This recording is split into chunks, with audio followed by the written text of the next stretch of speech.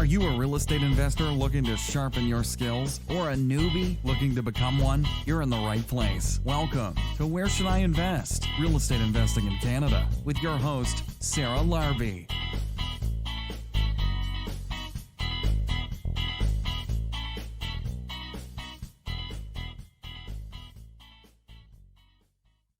Dahlia, welcome back. How are you? I'm great, Sarah. How are you?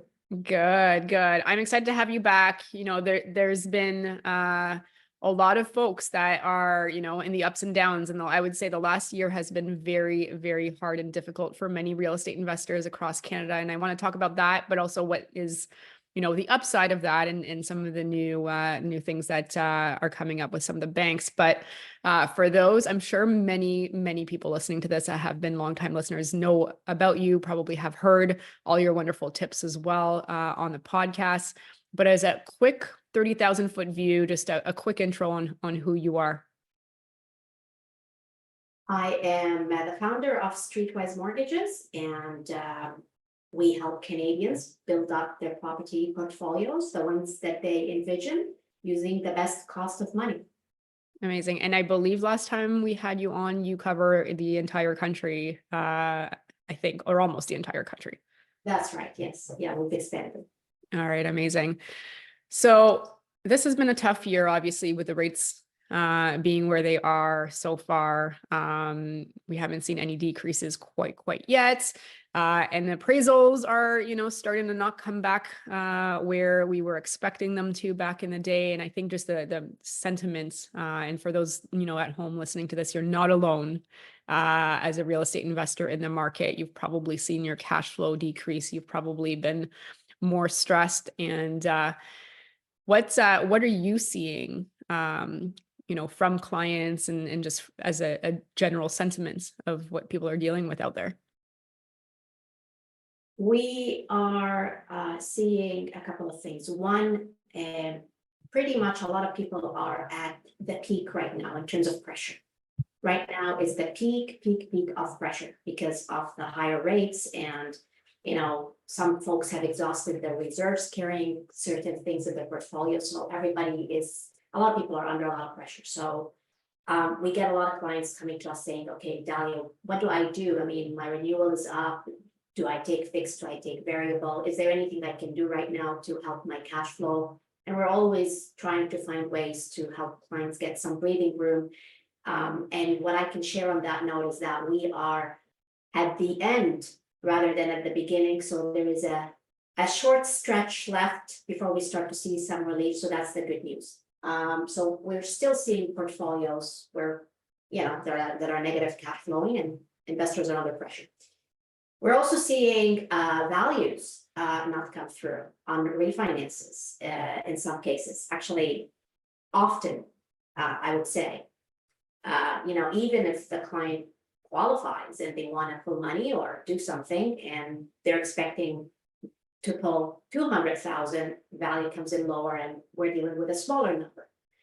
And obviously with appraisals, we're always looking to see, where can we help the appraiser maybe see things that they may not have considered? Can we provide context as to what was done to the property? Are the comparables accurate? Are the adjustments reasonable? So we are always trying to have conversations with the appraisers to see if there is a better way to support the value. But even with values coming in lower, I would tell investors, it's not that black or white, right? A value coming in lower, unless it kills the deal, is not a black or white. If you're getting less out and the numbers still make sense, do it.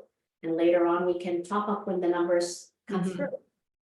So values is the second challenge. And the third challenge is private money. I've seen investors who have been on private money who sadly lost their portfolios altogether because they've got themselves into a high leverage situation, or they're dealing with a lot of pressure from private lenders who are looking to pull out or come back to renew with crazy fees. So these are the three flavors that we're seeing. But on a positive note, I'm seeing people look for properties and buy properties because prices are lower. And yes, the rates are higher, but if you buy something at a lower price today, although the rate is higher, once the rates come down, you're still going to be ahead compared to waiting for a lower rate and buying at a higher price. So we're seeing more purchase activity come through. Yeah, I mean, that's an interesting summary. Appraisals, I mean, you know, the ones that we were seeing back in June that we were still able to use at the 1 to the 1.1 based on what we're doing. Obviously, everyone's going to be different. Appraisals are now coming back at 850 to 9 from, you know, and that's quite a bit of a drop because the appraisers aren't able to use those same comparables anymore because that, you know, comparable is only good for so long. But it is good that you're saying that there is some light at the end of the tunnel and people are starting to get back in as the rates are still high, you know, in anticipation of them dropping. You know, the inflation, I think numbers came in at 2.9 and they were projecting 3.3. That's a good sign. Yeah. What are you hearing, you know, from the banks on what they're thinking and when some of those rates might start dropping? Well, I follow some prominent trade analysts, and obviously the bond yield is an leading indicator of what the market expecting with respect to rate cuts. And with the recent news about inflation that come in better than expectation, that strengthens the expectation that a rate cut will happen. Initially, the expectation was around April, but the talk right now is June, July, around, you know, the summertime. So that's now on the horizon, right? And there's confidence in that, unless something weird, really weird happens between now and then in terms of numbers. But if everything stays on track, we'd be in a good position to cut for the Bank of Canada to start cutting by then. On the fixed rate side of things, obviously that's dependent on the bond yield, and the bonds have ticked up a little bit recently, but overall they're down from where they were back in October. So that impacts fixed rates, right? And what you see happen with the bond rate is not always reflective of whether or not the banks are going to offer discounts on the fixed rates. So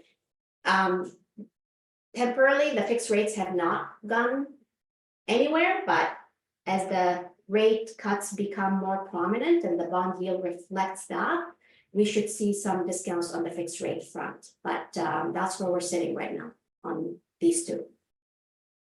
I think we're all anticipating and hoping and praying for these rates to come back down. I think not so much for sure for the rates themselves, but even just for the ability to get that lift on the properties and the refinance and also just qualifying, right? Are you seeing that people with, maybe that they were qualifying for 500,000 or 600,000 back then, now with the rates are qualifying for, I don't know, maybe it's 300,000 and it's not enough to really get into the market. Like, what are you seeing in that standpoint with qualifications? Well, qualification has definitely tightened. Every time the rate goes up, the bar goes up, and it's been tighter and tighter.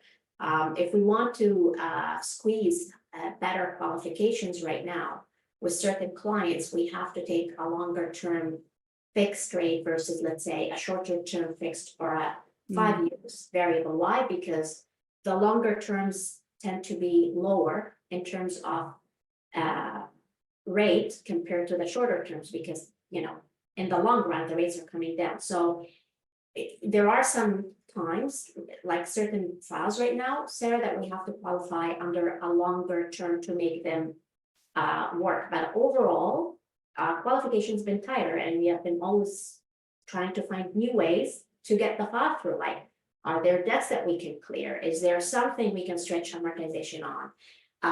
Can we consider rental income from additional units? Can we use higher rents through market rents if the client is not getting rents through the leases that they have? Like, where can we add income and where can we reduce debt to make the deals work and get the client the best mortgage qualification under the current, guidelines? Mm-hmm. Yeah, absolutely. Now, are there lenders that have come to the table and made it easier to work with mortgage brokers like yourselves, right? Are there some banks or B lenders or credit unions that are trying to make it so that it's easier and attract more investor clients? Yes, I'm actually very excited to share this news with you today. BMO re-entered the mortgage broker channel. And that's very recent. And they're working with a select group of brokers to start. Streetwise is one of them. And they have 3 products that I'm excited about. And they are of high relevance to investors. So the first product is a product for new construction, pre-construction properties. You know, historically, if you bought a pre-construction at $500,000 and at the time of closing it's worth $600,000, you go to a traditional lender, they lend you on the $500,000, the lower of the 2 numbers, right? And investors are always saying, Dalia, how can I hold this equity at the day of closing? And the answer is, if you want a bank rate or a traditional lender, you couldn't in the past. Oh, interesting. What BMO's doing is they're allowing you to borrow on the appraised value, on the $600,000. Wow, that's huge. So you could, if you bought low enough and Yes. it was long enough out there, Yeah, yeah. you could actually probably get away with putting maybe very little down, if anything. Exactly. So that translates into less down, because now, it's based on the value, not the purchase price. And you can actually walk away with cash at closing that goes towards your HST, if there is HST, or cash back to take to your closing, like to for future investing or to cover some closing costs. So that's huge. That's huge. So do you know why why would they do that? Is it because all of a sudden no one was buying pre-construction anymore? Because for me, it was never really my strategy. It's a little bit too controlled with the boards and the condos and that kind of stuff. It just hasn't been my thing. However, this is quite interesting for somebody that, again, you can't rely on everything going up all the time. And you don't know what kind of market you're going to be in. But I think do you think it's because they wanted to bring more investments in these pre-constructions because they were drying up? Like, what do you think the reason would be? I actually don't know what the real rationale is, but my guess is, if the value is completed by a third-party appraiser and is supportive of the real value, why not lend on the value? I never understood why the banks were going with the lower of the 2. I would understand if somebody purchased something a month ago and a month later they're looking to appraise it higher. I'd understand why a bank would say, no, that's too soon. But if someone has purchased it years ago or even a year ago, and the value is coming in higher, it made sense to me for them to go on the higher value, which is what BMO's doing. So otherwise, if it wasn't for BMO, you'd have to close, and then you'd have to essentially, I guess, close as a variable and then find another mortgage or lender to move it to? 2 options. If you close private, you would get that value on closing up, but the cost is going to be a lot higher. But if you close with a bank, you would close with a variable rate, and then 6 months later, you can go and ask for an exception to reconsider the value as a refinance, or switch lenders and go to another lender altogether. Okay. So worst case scenario, you pay fees for the private, or you wait 6 months. That's right. But you would have still had to come up with a 20% down. Yes, you still have to come up with a 20% down. This product, by the way, is available also on primary residences. It's not just wow, okay. Nice. So that's the first one. The second one is. Wait, sorry. I just one question before we move into the second one. This is Canada wide.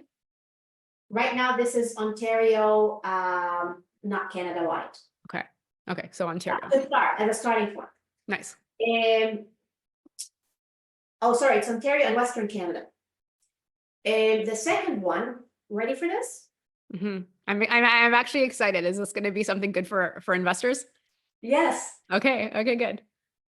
Allowing a bank product on Airbnbs and short-term rentals. Oh, I love this. Yes, okay. See, I knew it. Yay, we're finally, but it's interesting because now they're coming in at a time where there's all these short-term bylaws and the federal government is trying to change the definition of it to 90 days.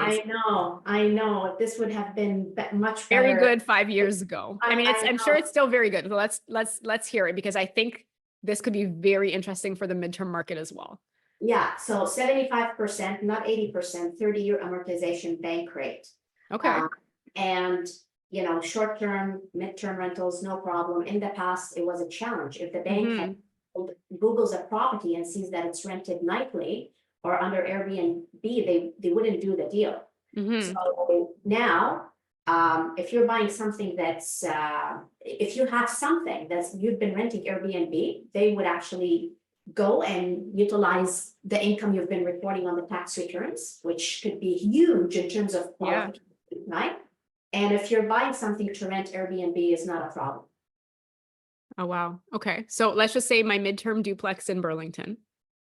If I'm making $7,000 a month on that one as an example, instead of 4 or 3,500 or whatever it is, let's just say 4, they will take that $7,500 and then look at like what, 50%, 75% of that? You've been reporting it on the tax return, right? Yeah. They're actually using a high rental offset. They're using 80%. Wow. Okay. That's actually really good because now it opens the door for a lot of opportunities. I'm excited about this one. So Yes. short term, I guess if you've got the licensing and you're not in a place where you can't do it, or do they even look at that? I mean, you still want to do everything by the books, but do they factor that in? Like do they ask for the license, or we don't know yet? It's still too new. I haven't seen them ask for the license. Okay. Well, if you're midterm and you're doing 30 plus days, most municipalities aren't going to necessarily ask. I know Vancouver strictly is 90 days now, but it's going to be interesting. I like this one. And then if you're making $50,000 on your cottage, then they aren't going to just take a very small rental amount, market rent anymore. They're actually going to take the income. Yeah, if you've been reporting it on your tax returns, they will use a big chunk of it. If you're buying something new, they will obviously use market rents because there is no history on what it's been renting for. But knowing that's Airbnb is not a problem. The banks in the past would have declined these deals. Do you know, I like this. Do you know if you're buying from somebody that's previously run it as a business, if they would look at their prior year, if you had that data? See, this is a very new product on the street, and I will definitely see if that's a possibility. And then I'll have an answer for you at that point. I don't have that answer yet. It's a new product. No, this is good. So what about, okay, so I know it's a new product. And if you're like, hey, I have to get back to you, that's totally cool. But I'm just going to give you another scenario. So I think midterm is going to be easier. Short term, you'll have to, I think, just, make sure that you're doing it by the books with the municipality. But what if it's a 3-season cottage? Yeah, and? Are they going to still qualify with a similar 3-season cottage. So it's you don't have road access? No, it just usually means that it's like, you don't have like a permanent heat source, or it might need like insulation in order to like make it a 4-season, or for whatever reason, like usually it's insulation, or a heat source is not like a permanent heat source. I don't think 3-season cottages would apply to this product because 3-season cottages as a property type typically are treated very differently with every bank compared to a 4-season. So I doubt this would apply to the 3 seasons, but again, it's something that I have to double check for you. Okay, cool. But if you guys are at home listening to this and you have an Airbnb or a midterm property, now you don't have to hide it anymore. we can go through the BMO, and it actually might make more sense to not hide it if your property actually has been doing really well, right? And you've like, I guess, so what do they look for? Just the tax returns? The tax returns, yes. Okay. Yeah. Just the tax returns, or are they going to ask for like the Airbnb data or like the midterm data? I'm looking at the guidelines right now, and it's just the tax returns. Okay. But before you can do your tax return, guys, talk to your mortgage broker. Yeah, always talk to your mortgage broker before you do your tax returns, because you can then plan based on what you want to do for the year versus do the reverse and come back with the tax returns and then learn later that it didn't work. Right? Yes, absolutely. As I'm thinking this, I literally just had a conversation with Andrew, my accountant, and so I'll just run a couple of things by you as well. Because that next year might be a interesting refinance year as things come back up. Yeah, there is one more. Yes. What is the last one? Is it as exciting as the midterm, short-term stuff? It's a good one, but the one that I just shared is the first 2 that I shared are the biggest ones. This one is still good. It's allowing gifted down payment on rental properties. This is good too. Yeah. Yeah. So, in the past, a lot of lenders, especially the ones offering good rates, wanted to see that investors have skin in the game.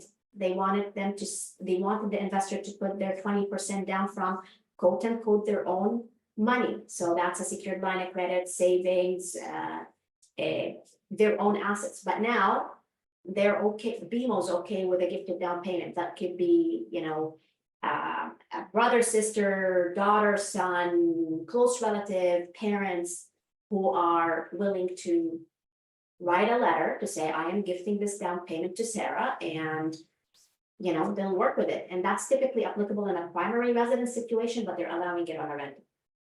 Nice. So now it doesn't need to be, Hmm? it doesn't need to vest in your account for 90 days or 120 days anymore. No, the gift letter showing that the donor completed the gift letter, the money is in your account. But if the amount is larger than, I think 50,000, I have to double check the number. They may want to go back to the donor's account and just make sure that that money did not come from a mattress.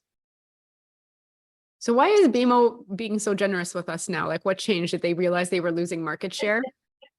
Well, BMO's coming back to the channel wanting to win market share. And so they identified opportunities that made sense for them that are underserved by other lenders. Which is smart. Yeah, I like it. It.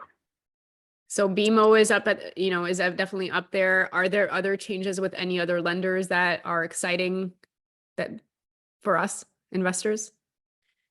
That's the major one with the Okay. traditional. Everybody else is, I would say, standstill right now. I haven't seen anything major that's changed. I think Scotia changed their STEP program, not for the better, recently, right? Do you know anything? That's a change by the regulators across all the banks, not just. Okay. The regulators, that was what, a year ago, almost now, they've lowered how much you can advance on the line. So originally, you would get a mortgage and you would get a line of credit. And as you pay down the mortgage, the limit on the line of credit would increase and the entire thing can be at 80% of the value. Now they're saying, yeah, you can pay down the mortgage and the line of credit would increase. However, the entire thing cannot exceed 65%. Like that. So yeah, I think that was in November that they made the change. Down the amount that can be advanced over to the line. Yeah, it's a lateral change across the banks, not just Scotiabank. Got it. Okay. All right. Then no, that's good. What about like B lenders, credit unions? Are you seeing any changes on their end? No, I haven't seen anything. I think there's a couple though that do 35-year amortizations, right? Is that still a thing? That's always been there. The 35-year amortization. Yeah. The B lenders, yeah, 35, 40 years. That's still there. Okay. All right. Good. So the big one is BMO then. Yes. That's the most recent and most exciting in my view. Awesome. Speaking of exciting and most recent, from you obviously seeing lots of different opportunities and deals come through your desk, and pretty much coast to coast, Canada wide strategy, various strategies.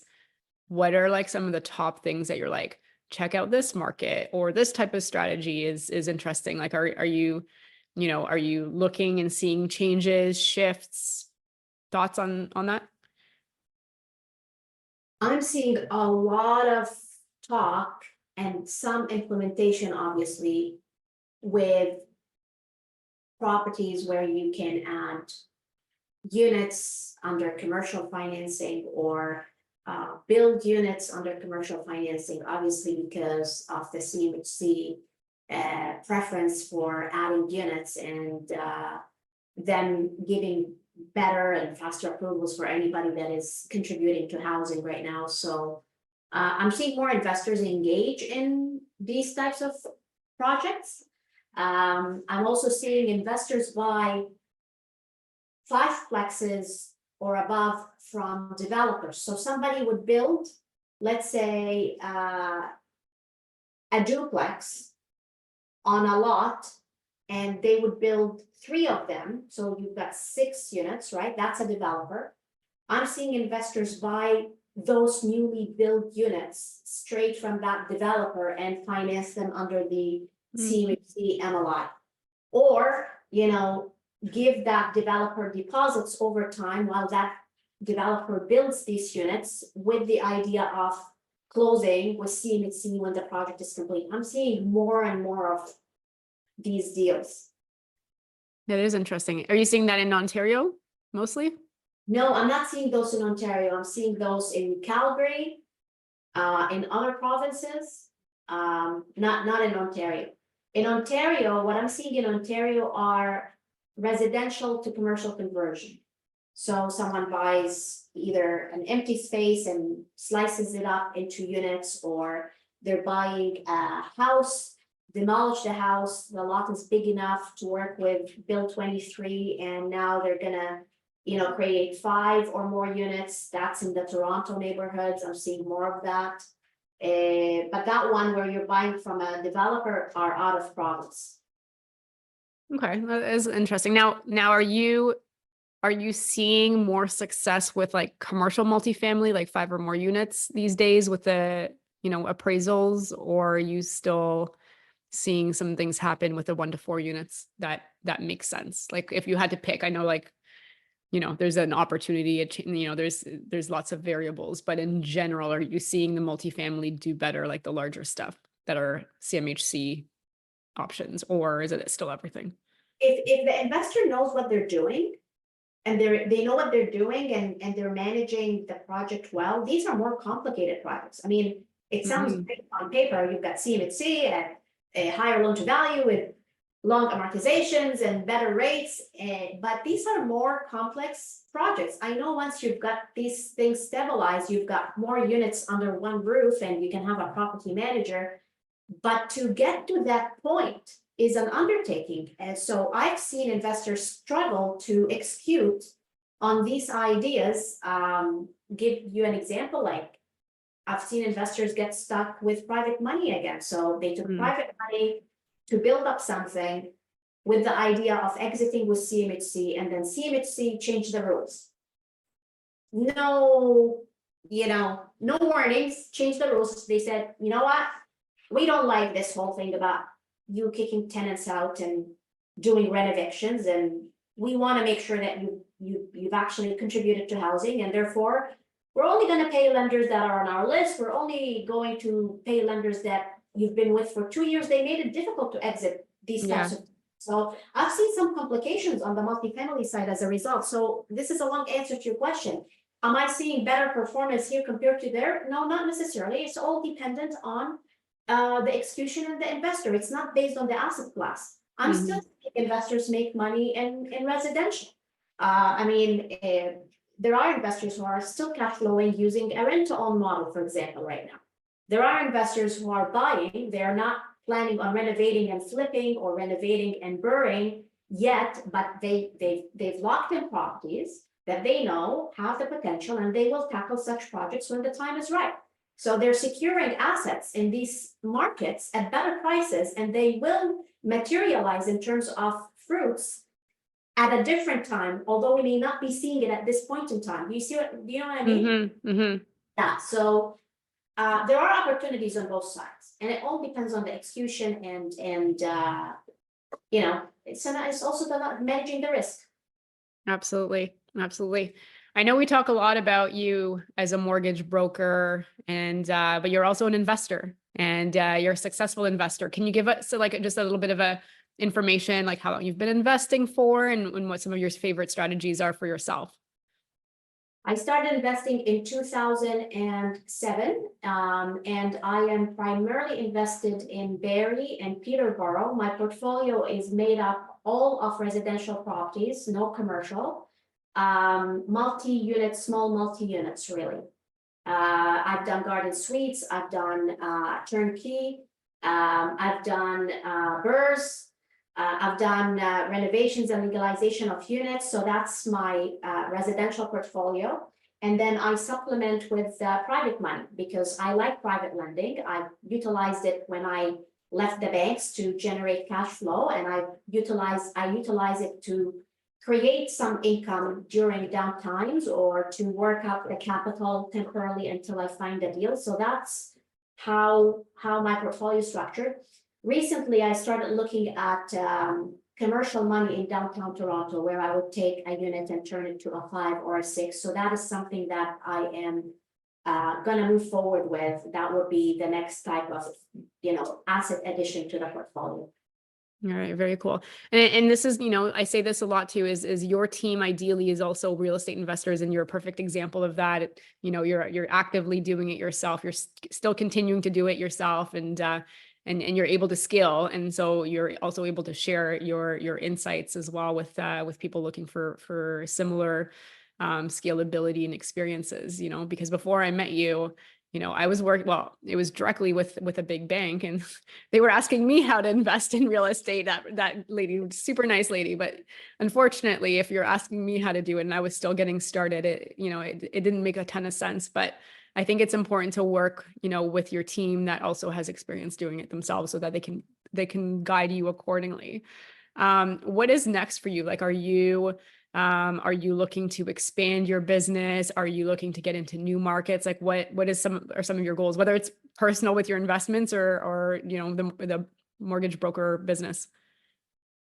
I'm definitely looking to expand the brokerage and increase our reach significantly in Ontario and across Canada. So I am working on some exciting things that we will be announcing, I would say, in the next few months. On the investment side, I am right now, I'll tell you what I'm doing.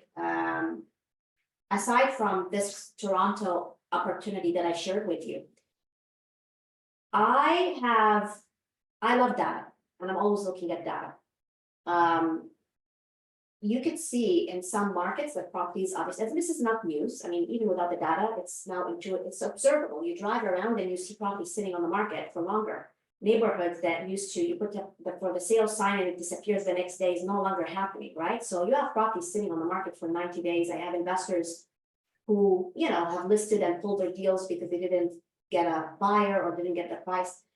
So in markets like this, I feel there is an opportunity for us investors to negotiate, vendor take backs, to negotiate better deals. So I'm looking for opportunities in strong markets that I know once the markets turn and they have a very tight demand and supply, like Toronto.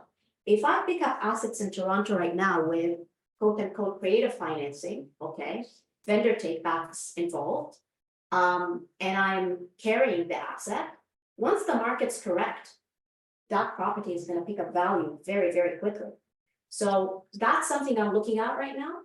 Where are the opportunities to pick up properties with creative money? Of course, I got to make sure I'm able to carry them. The numbers make sense, but I know that it's a temporary dip in value, and demand and supply is so tight that once the rates start to improve, the demand is going to come back and the value is going to accelerate. So that's something I'm actively working on right now. All right. That's very exciting. Dahlia, thank you so much. It was, I'm excited about the BMO opportunities, especially with the midterm rental stuff, because that is directly applicable, or my cottages. But thanks for sharing your insights and being so, willing to help my listeners as well. And if you guys are listening to this and you haven't reached out to Streetwise Mortgages, I mean, you should have if you've been listening to by now, at least to have a conversation and get some questions answered. But what is your best, way to reach you and your team, Dahlia? info@streetwisemortgages.com. And Sarah, what I want to leave everyone with is the fact we want to help as many as possible. I know there's a lot of pressure out there. So whether you need a second opinion, or whether you have a renewal coming up, or whether you have a cash crunch and you want to explore options, or whether you have a private that is really like putting pressure on you, whatever the issue, if it's mortgage related, guys, or you want to expand, reach out to myself and my team, and we are here to support you and help you. And we are at the end of that runway. So we just gotta, get to that point. You gotta survive maybe another 4 or 5 months, and then it'll get easier. If you guys are struggling out there, there is ups and there's downs, and hopefully we're almost at the end of it. Yeah, I would say 6 more months. Awesome. Thank you so much, Dahlia, for being on the show. And listeners at home, reach out to Dahlia and her team. They have been instrumental in my growth and my scaling throughout, I want to say, what was it, 2017, 2016 that we started working together. I mean, it's been a while. I lost track. I thought it's 2013, but I lost track. 2013 is when I started, but then I started and I got my first 3 with a big bank. And then actually my first 2 with a big bank. So it might've been, you know what, maybe it was 2015. Anyways, it's been a really long time. But guys, get some good people on your team, and Dahlia's been instrumental in helping me. So thank you so much, Dahlia, for everything you've been doing. And thanks for being on the show again. My pleasure. Thanks so much for listening to Where Should I Invest with your host, Sarah Larby. Make sure to listen in next time. We'll catch you on the next episode of Where Should I Invest?